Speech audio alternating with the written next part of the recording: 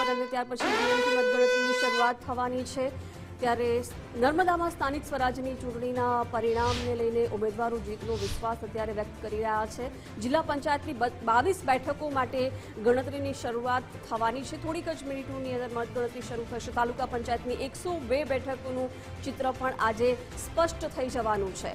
રાજપીપળા નગરપાલિકાની 26 બેઠકો માટે પણ આજે પરિણામ આવશે। તમામ રાજકીય પક્ષોના ઉમેદવારો જીતનો વિશ્વાસ વ્યક્ત કરી રહ્યા છે। સ્થાનિક સ્વરાજ્યની ચૂંટણી મતદાન પત્યા પછી બાદ આજે જે મતગણતરીની શરૂઆત છે તે આજે થઈ રહી છે। ટૂંક સમયની અંદર અહીંયા રાજપીપળા ખાતે વ્યાયામ ભવનના હોલની અંદર મતગણતરી શરૂ થશે।